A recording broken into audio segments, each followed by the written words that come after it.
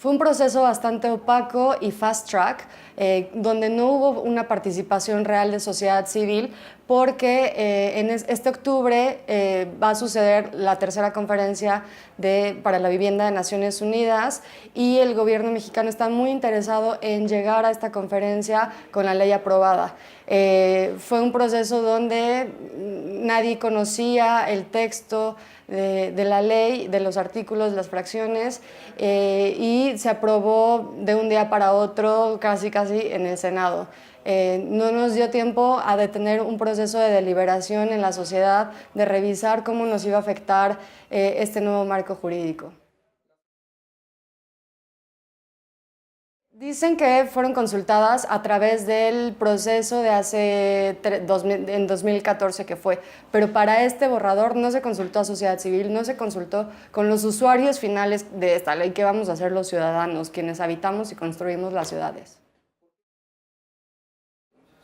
Porque necesitamos un marco jurídico que le permita a la ciudadanía tener libertad de ejercer sus derechos libremente en el marco del derecho a la ciudad. Esto es el derecho a la participación, el derecho a la movilidad, el derecho a vivir en espacios adecuados.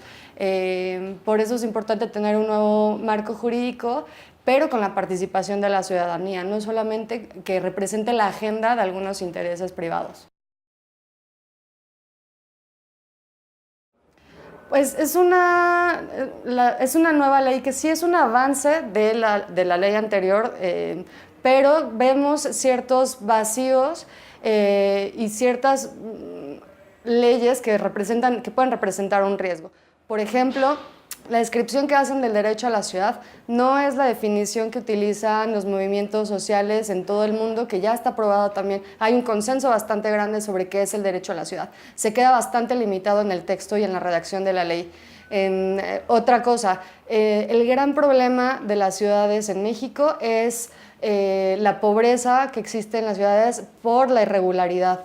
Las familias, las personas que viven en asentamientos irregulares están en estas condiciones porque no tienen seguridad jurídica sobre el espacio donde viven. Entonces la vulneración de derechos es una constante. Y para que se den una idea, el 70% de las ciudades en México han crecido de manera irregular, y esto no se está reflejando en la ley.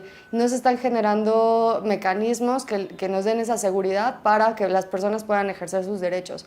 Hay otros riesgos, como la definición que hacen del espacio público. La propuesta que se hace del impuesto predial es regresivo, porque dicen que los impuestos que se generen en un espacio tienen que ser invertidos en ese mismo espacio. Entonces, bueno, claro, si vives en Bosques de las Lomas vas a tener mucha recaudación y se va a poder invertir, pero ¿qué pasa en espacios no tan con tanto dinero como puede ser Iztapalapa? Pues entonces no se va a invertir nada de dinero en esos espacios. Entonces hay que tener mucho cuidado con estas cosas porque pueden generar mucha más desigualdad de la que ya estamos viviendo.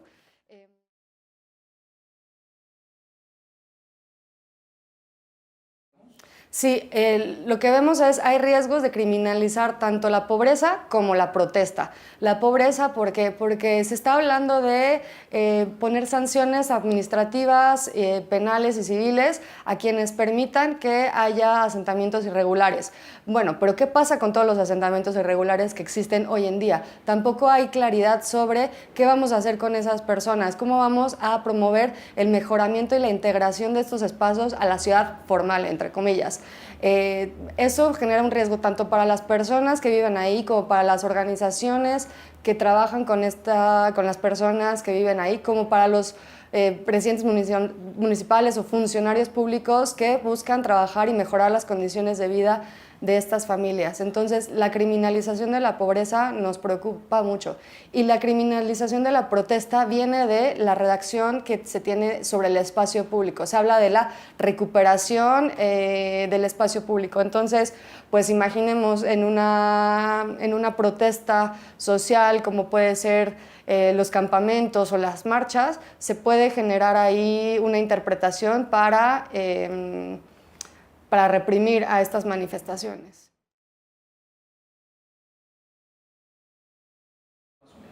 Nuestras propuestas van encaminadas en creemos que es necesario integrar un capítulo dedicado al mejoramiento y la integración de los asentamientos irregulares. La ley tiene que reflejar esta realidad, y es que 7 de cada 10 personas en pobreza viven en una ciudad, muchos de ellos en espacios irregulares. Ni siquiera tenemos información con datos públicos sobre cuántas personas viven en asentamientos irregulares. Entonces, ¿cómo podemos generar un marco jurídico que refleje esa realidad si ni siquiera la conocemos? Entonces creemos que un capítulo encaminado a eso, a también en establecer mecanismos nuevos de seguridad de la tenencia, como dictan el Pacto Internacional, que también den seguridad a las personas para vivir ahí, y que también que se establezca un procedimiento de desalojo apegado a derechos, porque es algo que está invisibilizado. Hay desalojos que suceden a las 3 de la mañana y las personas no tienen ninguna protección ante estos riesgos. Entonces, un capítulo dedicado a asentamientos irregulares es necesario, y redefinir el concepto de derecho a la ciudad, así como otros espacios que ya mencioné, como el espacio público, y cambiar el impuesto a la tenencia como está planteado ahorita.